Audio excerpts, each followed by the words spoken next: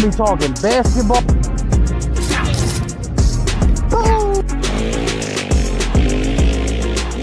Dishes it to Barkley, who somehow finds daylight.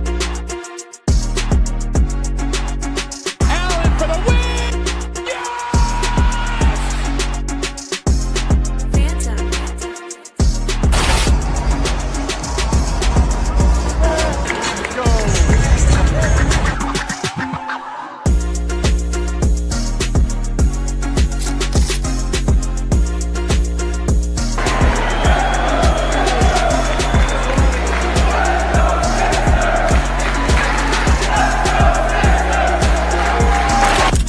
You are now listening to the 302 Birds Sixers Postgame Show with Dennis and KJ McCoy. Proudly powered by TickPick. Let's take it to the show.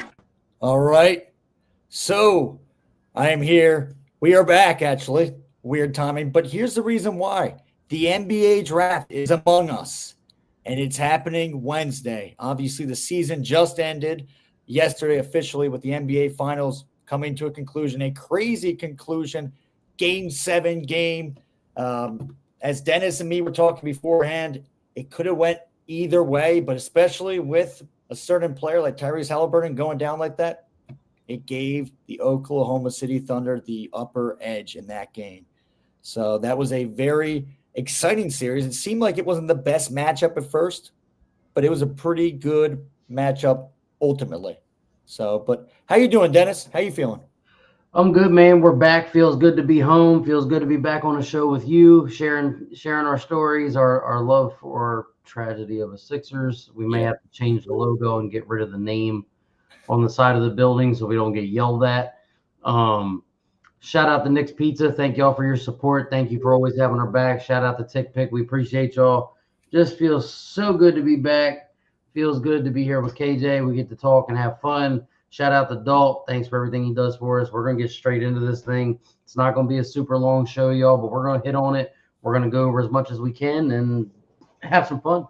Yeah, we got a couple guests as well that'll be popping in. We do, however, have, before we bring in the guest in just a little bit, we do have a message from, I believe it was Throwback. I think it was Throwback Sports.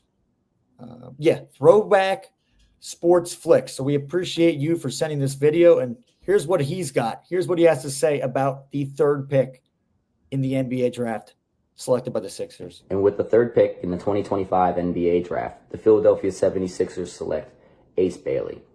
I think when we got the third pick in this year's draft, it was very clear that Ace would be our guy. But with the personal concerns of him canceling workouts with the Sixers and then wanting a big role with whatever team ends up taking him, I think that it made a decision a little less easy to make. I think if the Sixers stay at 3, you have to take Ace. I think the gap between Ace Bailey to VJ Edgecombe is too wide than it is between like a VJ Edgecombe to a Trey Johnson or Con Knuppel.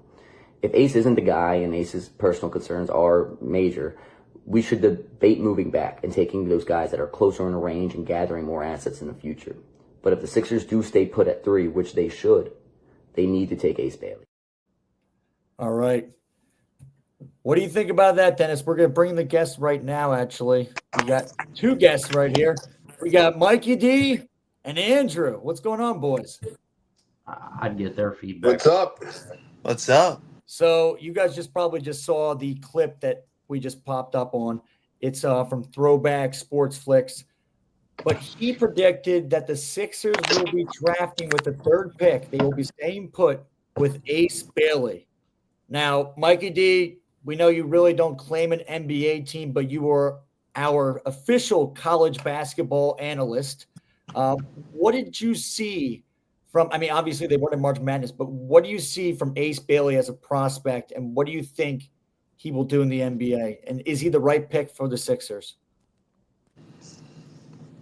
Well, apparently from what I just saw, I've been looking at different various mock drafts and everything, and apparently Ace Bailey's stock has fallen greatly. I don't know what he did exactly, but before they had him going 3rd to the Philadelphia 76ers, now they have him going like 6th to the Washington Wizards. Wow. Yeah, that's a drop for sure. It probably was because of this. I mean, especially getting the wrong advice from his agent, who apparently is, I think, a college basketball player's dad. I'm pretty sure. Last name Cooper, I believe that's his actual agent. But apparently, he's not giving him the right advice. He seems like he wants to go to a team where he's going to be the superstar. He wants to go to like a team like where they don't really have a signature superstar. So that's what it seems like for him. But Andrew, what do you think about Ace Bailey? Yes, I mean, I like his size, his athletic ability. There's obvious concerns, but I mean, if you're staying at 3, you have to pick him. The potential, the upside is it's a huge gap, I think, between him and VJ. Um, would it be a bad idea moving back if you're not interested in Ace? Gather the draft picks, but I want Ace at 3. Yeah, I understand the concerns, but you got to pick that potential right there. Everyone's 18 years old. I mean, no one's going to be fully developed. So you got to take that potential. Yeah, I mean, I agree. I've always been on the Ace Bailey wagon, I guess you could say. I feel like he's the right pick, but then also there's a little bit of some red flags. I mean, especially what's been going on recently, not working out with the Sixers. But it's not like the first time we've seen this happen.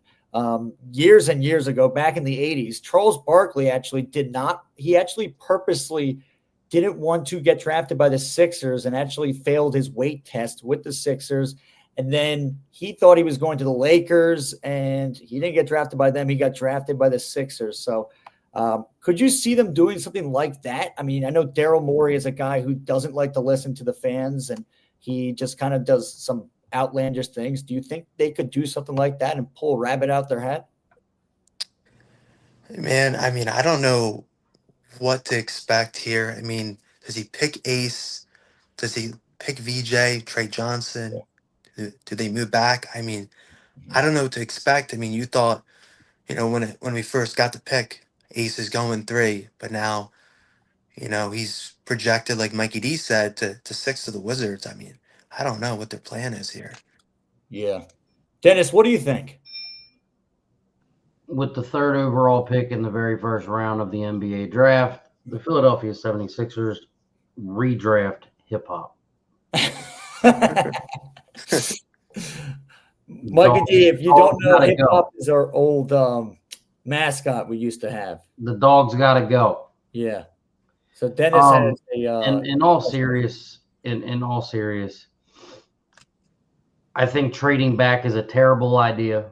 Mm-hmm. Yes, as much as you can get all them draft compensation and build it on the back end. If we as fans really want to win, dropping back and gaining up all these picks are going to cost us a few more years of suffering like we did this past season. And we're not in that state. We're Sixers fans. We want to win. We want to win now. If they're going to do anything, they need to move up. Try to go to 2. We already know the Spurs ain't going to give up 1, or the Mavs ain't going to give up 1, whoever it is. They need to at least go up and try to get whatever they can get and take it and run. And if that means packaging Embiid out, do it.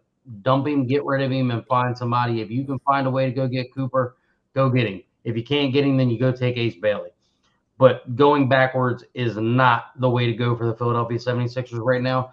Because by the end of it, us fans will be listening to people complain that we didn't take somebody or somebody fell through and they're not good enough. The thing to do is to stay at 3 or move up. Now I'll ask both Dennis and Andrew this question. With the past events we've had with players not being mature enough, Ben Simmons, we saw him kind of fizzle out and kind of make some distractions. We saw with Markelle Fultz. We're kind of seeing with Embiid right now as well. Do you think already it's a bad sign from seeing what Ace Bailey's doing with not working out with the Sixers, not wanting to do an interview with the Sixers? Is it a red flag where you're like, you don't want to take that risk again, that you're just like, all right, you know what? I go for a guy like VJ. I go for somebody like maybe I'd trade up and get Dillon Harper. Like, what do you guys think? I mean, it would make sense for the Sixers to do that because for some reason Philadelphia just loves having two people play not at the same time, but like, I mean, think about it like this. Think about it this way. I mean, Philadelphia likes to have two of the same last name in like every sport. You have Barkley, then you'd have Harper. Yeah, true. Dawkins. Yeah, I mean, I wasn't asking that, but but yeah, no, that's true though. That's true. But yeah, do you guys think that it could be a red flag where, like, obviously, like, you want to take that chance again to have a guy who could cause like some controversy off the court and maybe on the court? I mean, because we don't want already to got controversy on the court and off with Embiid not being healthy and not that's wanting what to I'm saying. play, then saying that the media is attacking him. Yeah. You're already dealing with it. You either package the man out or you draft somebody that's good that you know has talent, and you deal with the drama that's going to come with it.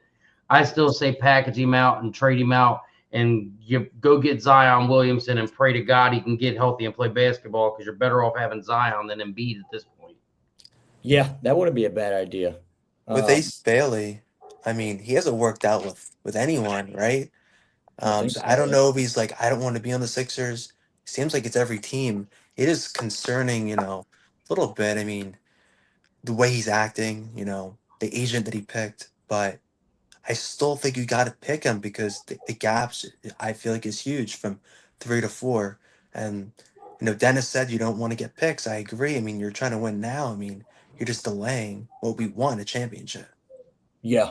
No, I agree with it. I think talent-wise, if he can focus and put his nose down and really just like play basketball, I mean, a guy who he's compared to is Kevin Durant. And that guy is one guy that really doesn't let a lot of the outside noise. He really is a basketball focused guy. He doesn't do any other stuff off the court.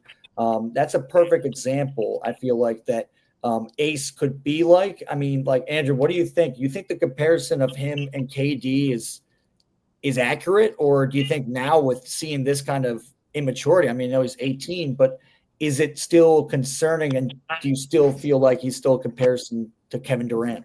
I think it's a solid comparison. Just, the way he plays, just his shot making ability, his size. Right. I know a couple of players. I mean, Paul George raves about, Ace Bailey.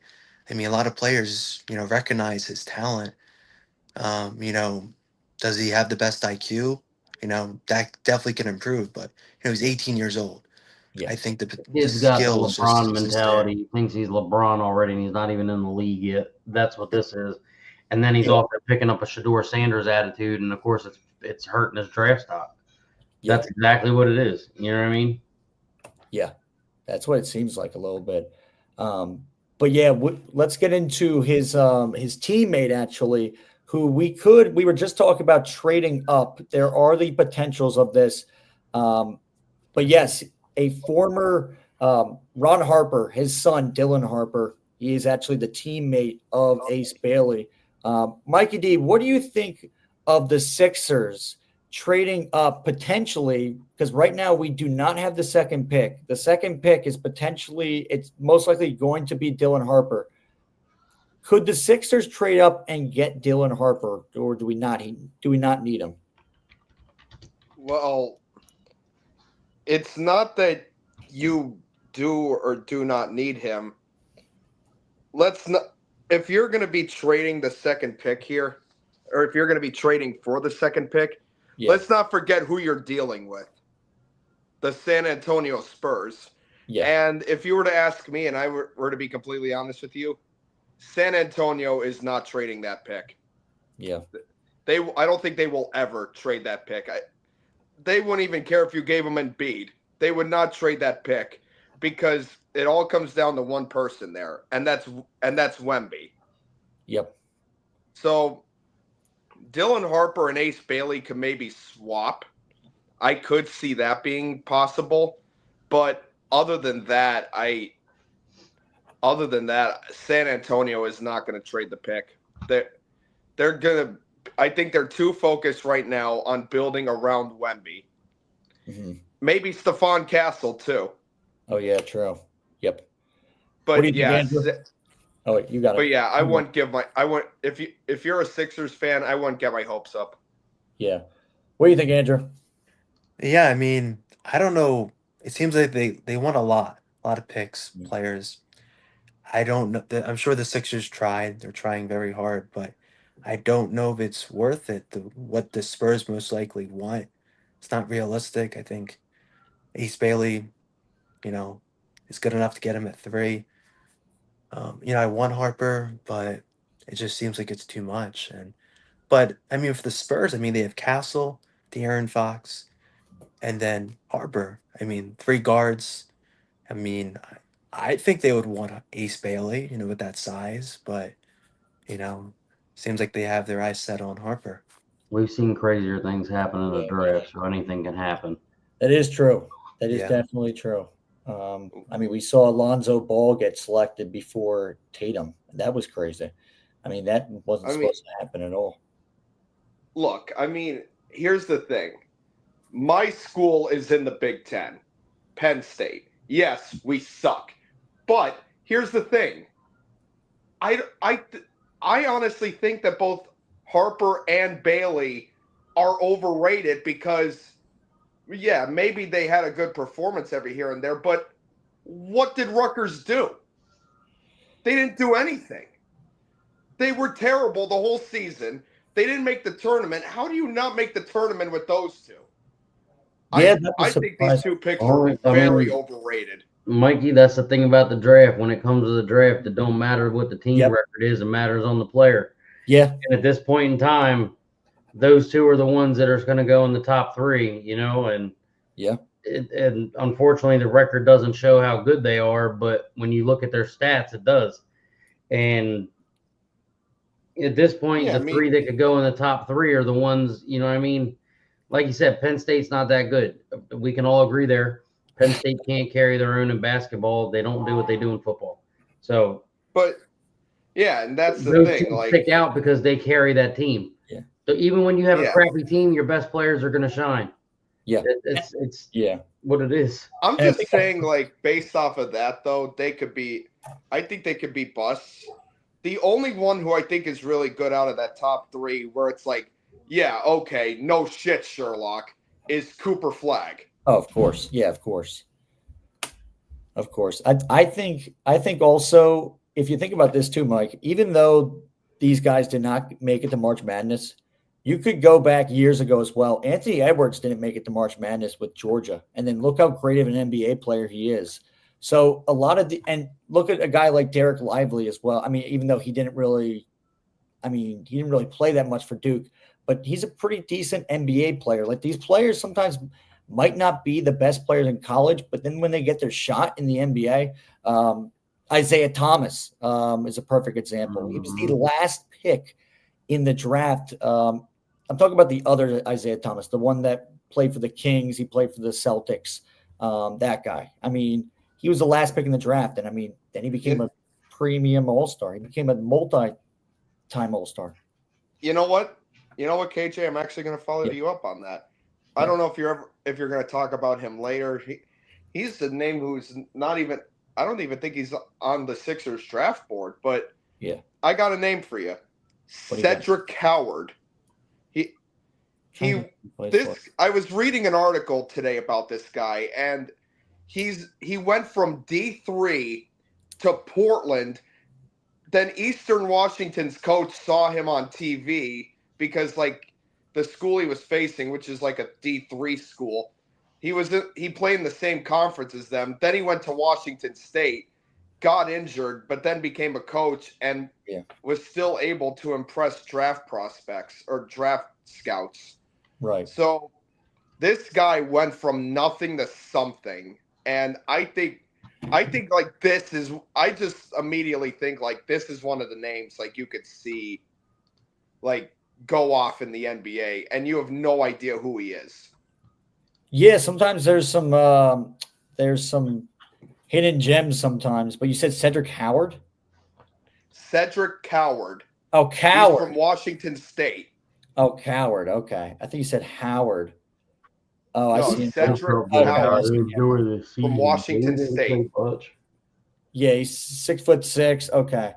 Yeah, he played for Washington State. KJ, we said something about him like right when we first started, like during one of the episodes. I don't think it made the show, but I know we mentioned his name. Like I think we did. I think we actually he did. was like it was something small, like he's going to be a sleeper. I think that was what we touched on. Yeah. And we never brought it up. Andrew, do you know anything about this Cedric Coward guy? No, I didn't never heard of him. How many points does he average? Yeah, I'm trying to figure that out too. Yes, Jack, I'm tired. I'm very tired. Oh, he's all right. So he averages 17 points, 0.7 a game. He's got 7 rebounds, 3 assists. Oh yeah, we got some comments in the chat. We're gonna check. Sorry about that, guys, but we got Friday in the chat. We got Dole. We got Jack. What's up, Jack? What's going on? Hey, you want to say anything to that, Mikey D? Look what Jack just said. Well, are we here to talk football or are we here to talk basketball? That's right. That's right. Rudy's but yes, retired, bro. I think also, I mean, I think with Dillon Harper, his comparisons are very, I mean, they're actually out of nowhere. You got a comparison from Jalen Brunson to Cade Cunningham to James Harden. What of those 3 players do you guys think Dillon Harper reminds you of the most? Hopefully he don't got James Harden's leg. Yeah, hopefully not. What do you think, Andrew? I don't think he resembles Brunson at all. Right. But Cade Cunningham and James Harden, I would say. Right. Lefty like James Harden, but he's pretty athletic. He can dunk on you. Yeah. Like Cade Cunningham. So I honestly like Cade Cunningham. Yeah. What do you think, Mike? Repeat that. We were saying, out of these 3 player comparisons, who do you think Dillon Harper reminds you the most of? And I said there's Jalen Brunson, Cade Cunningham, and James Harden. What do you think? Cade Cunningham. You think Cunningham? Yeah, I think so too. I think he does resemble a lot of Cade Cunningham. But yeah, another prospect, and this will be one of the last prospects we will be talking about as well, is a guy that has been showing a lot of interest, especially now since Ace Bailey's name has kind of went back in the draft, as Mike was saying as well. His name has kind of fallen a little bit, and his draft stock has kind of fallen in general. And now he's projected to go to the Wizards, as Mike was saying, or some other teams. But VJ Edgecombe, Mikey D, you saw this guy play in March Madness. What did you like from this kid? I mean, this kid is – I think he could be a sleeper. He could be a steal of the draft. I think a lot of people are sleeping on this guy. Yeah, I mean, Baylor didn't make it too far in March Madness, but they still had this guy backing him up. Baylor, let's not forget, is still a national champion. I mean, I'm not sure if he was really part of that team, but seemed very athletic, very swift. I think he has the moves and like the stamina that, especially for a big guy like him, like that the Sixers would need. I think he's the way better pick. Yeah. Yeah, he's 6'5", went to Baylor. Player comparisons that people are comparing him to, Victor Oladipo, Zach LaVine, and Donovan Mitchell. He's an explosive finisher, and he shot 34% from 3. 2024-25 season, his player stats per game, 15 points, 15.1 points per game, 5.6 rebounds per game. Not really a big assist guy. It seems like he's more of a scoring dominant player. So only 3.3 assists per game. Andrew, what do you think of us going with VJ instead of Ace Bailey? I don't like it. I don't think he's a number 3 talent. He's a great defender, but I think he lacks shooting. And I feel like that's what the Sixers always run into when they draft players. Look at Simmons, Markelle Fultz. Just get the best player. He's just not the best player at 3. The comparisons, I don't like that. Donovan Mitchell-Levine, I don't think he resembles their games at all. Right. Oladipo, I could see, but Oladipo is not a number. But wait a minute. Wait a minute, Andrew. I'm sorry to go all Stephen A. Smith here, but this is the very thing. This is the very thing that has killed the Sixers before. Look at Joel Embiid. Like, they've been on this whole thing of, it's like you're saying with Ace Bailey, it's either this guy or it's a bad draft. It's that kind of thing that has made the 76ers not good. It's not just taking the wrong guy. It's also taking the guy you wanted. You go all in for a guy. You're saying it's either him or nothing, or it's a bad draft. And then turns out he sucks. The Sixers just straight up need a 3-point shooter. At this point, they should just draft my 2K character because he's got like an 80% three ball. So just draft my 2K player at this point. Oh, your 2K player? That'd be cool. That would be cool. But for VJ, I mean, he's a 6'5". I He's mean, not without shoes, consistent maybe enough. I see 6'4", your point. 6'3". He's not not a good consistent shooter. enough. I see what Andrew's saying. Right. VJ has showed times where he's not consistent, but when he is consistent and he goes on those 5-7 game runs where he's consistent and he's just hitting, he's on it. But then when he goes into a drought, it's like an 8 to 10 game drought, and you're like, all right, where were you those 8 to 10 games? But in that case, this is where the Sixers have to look at. You still have Paul George if he's going to be on the team. You have Embiid if he's going to be healthy and play. You still have all that other guys that they need to fall back on. So I see where Andrew's saying. I also see Mike's point. So it's one of them things like us Sixers fans also have to look at it like as long as they have other players that they can fall back on, they'll be okay. But the problem this season is we got hit with the injury bug so bad that it killed us. You know what I mean? We had nobody that could shoot. So if Edgecombe can come in and shoot, cool. If he's just going to be a rim runner, that's not going to help us. At this point, the Sixers have to have somebody that is going to be able to shoot, defend, and stay healthy. Because at this point, the injury bug is hurting us, and basically, Wells Fargo has turned into MetLife. What were you saying again, Andrew? No, I mean, he pretty much summarized it. I mean, okay. I see Mikey D's point, but yeah, I mean, Dennis summarized it pretty well. I tried. Well, Jesus Christ, then, if we're basing a guy off his individual performance and that March Madness completely sucked and there was a bunch of 1 seeds that made the Final Four, at this point, why even have a fucking tournament? Why not? Just crown the best. Just like watching New York have the Giants play. That is true. Sorry, it was there. At least he admits it.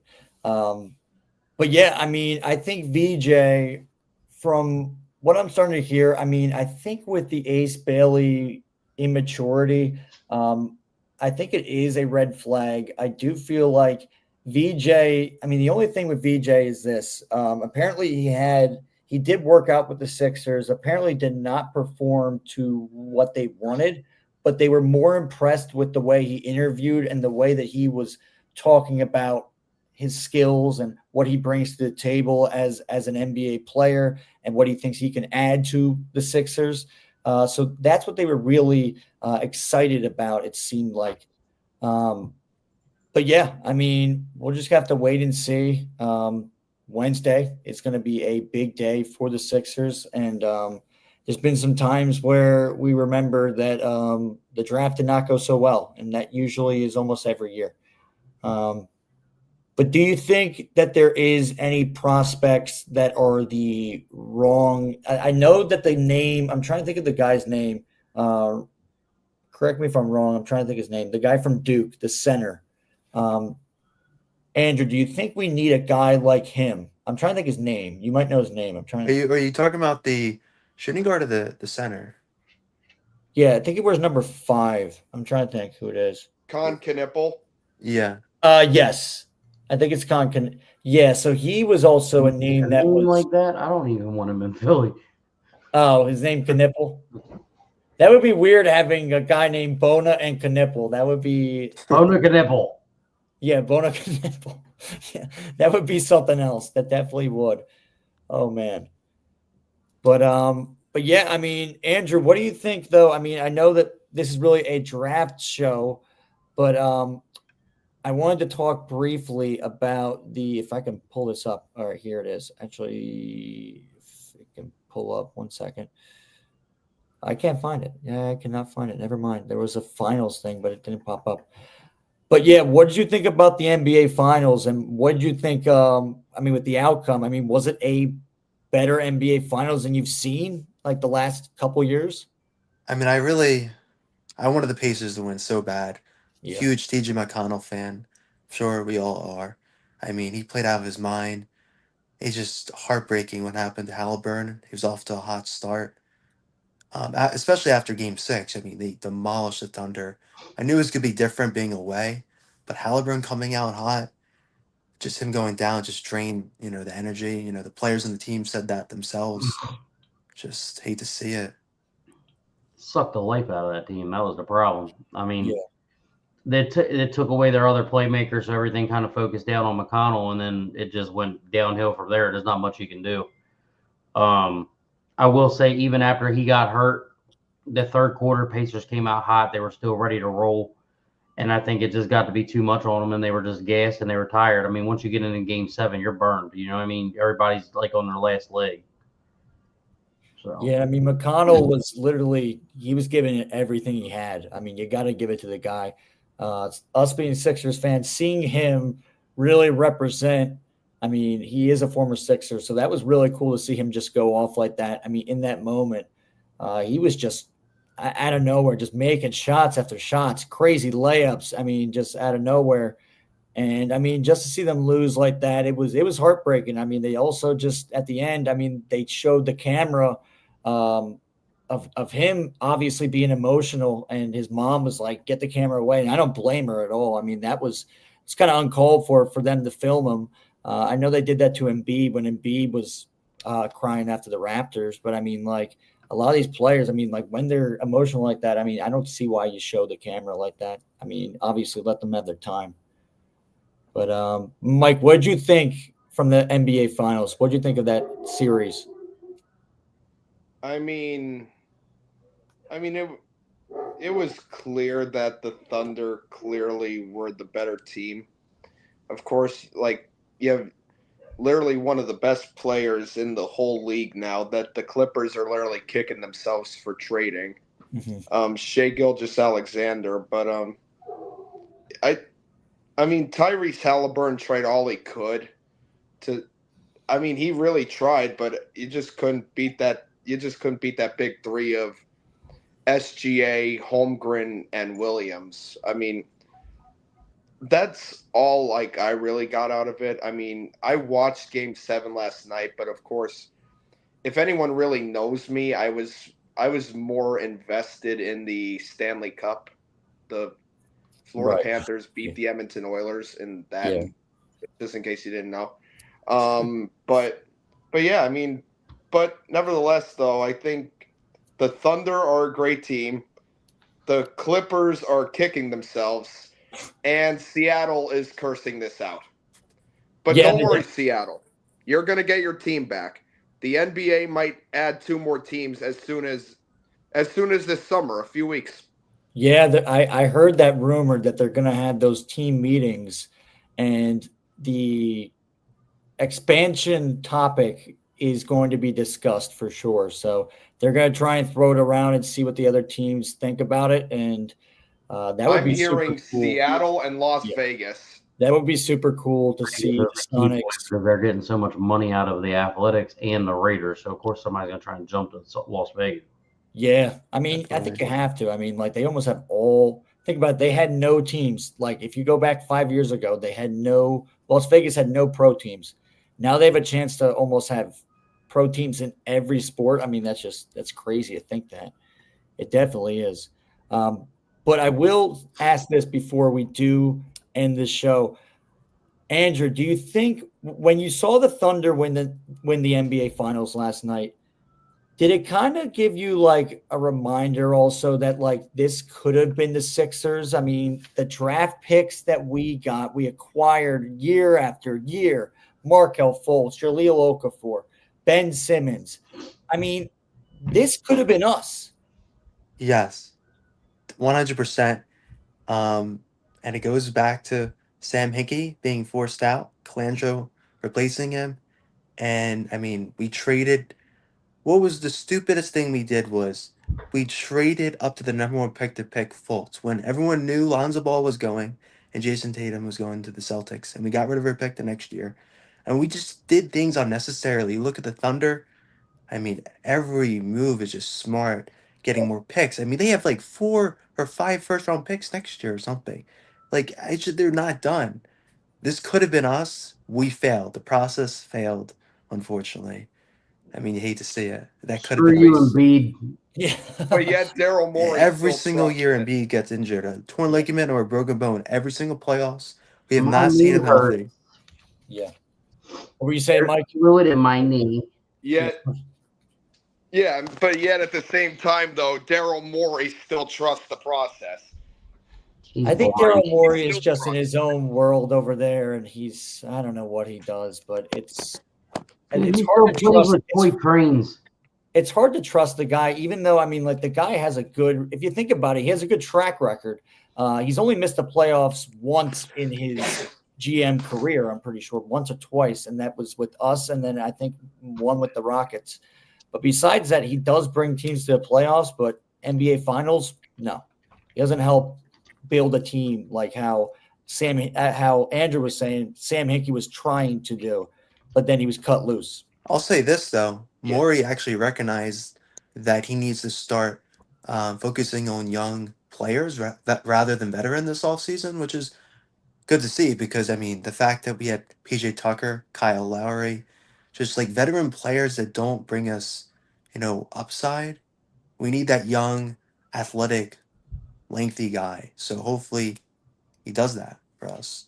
Yeah, and I think the Thunder are a perfect example. I mean, you saw how they didn't really celebrate like how other NBA Finals champions have celebrated in the past, and it's because they're really young. They're super young. They don't have a veteran talent, but it's also showing that you don't really need veteran talent, it seems like. And I know like the Rockets just traded for Kevin Durant and got a veteran, even though they have a very young team. I think it helps their case, I think, with the Houston Rockets to add a veteran presence. But I think also you don't have to have a veteran presence. I mean, the Thunder are a perfect example, though. I mean, they did it last night. The Indiana Pacers are also a perfect example as well. But, I mean, they do have some veterans. I mean, they got Pascal. They got McConnell. They have Miles Turner. But, yeah, that's what I really got from the finals, though. I felt like that could have been us. I definitely think that could have been us. And if we really played our cards right, we picked the right players, we could have been one of those teams that was in the running. And didn't trade Mikal Bridges away. Oh, my God, for Zaire Smith. Come on. I actually nearly almost got fired from my last job because I started freaking out about that. But guess what? Brett Brown was the temporary GM. I mean, that's what we get. Brett Brown was your GM. Think about that. I mean, that's ridiculous. And it was such a great story when we got Mikal. Like his mom was working for the team at the time. I don't know if she still is, but I remember when he got traded, like Brett Brown was like apologizing to her and everything like that. Coaches should never be the GM. There should always just be another backup GM. That should never be a scenario where a coach is the GM. And obviously he put the team's future at jeopardy. He definitely did, because Zare Smith, me and Dole actually saw Zare Smith this year play. But guess what? Not in the NBA. We saw him play in the G League in Delaware. We saw him play for the Cleveland Charge, taking on the Delaware Bluecoats. And he scored maybe like 4 points. Wow. Yeah. Yeah. And what you said about coaches should never be GMs. Well, you people in Philadelphia know too damn well about this. Look at the Eagles. Look at Chip Kelly. This guy. Yeah, don't bring it back up. This is a basketball show, okay? We're not going to bring up Chipper, okay? We are not bringing him up. I'm just saying, like, apparently Philly is guilty of this in all sports. Oh my gosh! Always throwing shots at Philadelphia, Mike. Mike. He's got nothing to talk about for his Giants. Yeah, They're still living off of a ring they won, what, 6 years ago, 7 years ago? Yeah, and the helmet you catch. do? They still love the helmet catch. Hey, Yeah, at least Tom Brady didn't go undefeated. You're welcome. But I think that's going to do it. Do you guys have anything else to say? Go Sixers. Go Sixers. Mikey, where can everybody find you at, man? Yeah. Follow me on TikTok and Instagram at @PlayByPlayMikeyD. I post a lot of great content on there about the New York Yankees. I was actually just at Yankee Stadium this previous Saturday. We beat the Baltimore Orioles 9-0. So you could go find my content over there. Make sure you go and subscribe to my page. Again, that's at @PlayByPlayMikeyD on TikTok and Instagram. And I guess I'll just close by saying, I guess the one thing I'll close out by saying is this doesn't mean shit. Okay. All right, then. Andrew, where can they find you? Nowhere. Okay. Just kidding. But no, Mysterious. I'll make an appearance, maybe again. Yeah. But I'll remain mysterious. Well, fellas, we appreciate both y'all for stopping by on this bring back episode of the Sixers Postgame Show. Again, we want to shout out Nick's Pizza. We want to shout out Tick Pick. Shout out to KJ. Shout out to Dalt. Thank you for everybody that tuned in. We appreciate every single one of y'all. I still say the Sixers should draft hip hop with the 3rd pick. Get rid of the dog, please, for the love of God. Do they put down the dog? Is that the question? Shut up, KJ. We can't say that on here. Okay. It's not a real dog, so. But one thing I will say, one more shout out I want to give. Shout out to our boy Andrew over here. Yes. We have to congratulate him on his recent engagement. Yes, that's right. Thank Andrew you. is engaged. Thank you. That's right. Congratulations, brother. Don't ask me for no advice. I'm not in a relationship with my truck and my boat. That's where my money goes. All right, boys. Yes, as we said before, the NBA draft will be Wednesday, 8:00. Sixers, don't screw this up. Please. You know, you probably will. And I probably will be crying my eyes out. Unfortunately. Most likely. Unfortunately. But please make a smart decision. Don't screw this up. Let's go, Sixers. Ring that bell. Welcome to a new era of the NBA. 104, 7 seconds to play.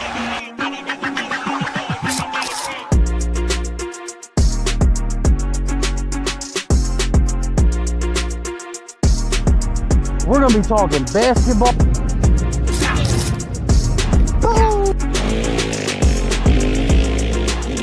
Dishes it to Barkley, who somehow finds daylight.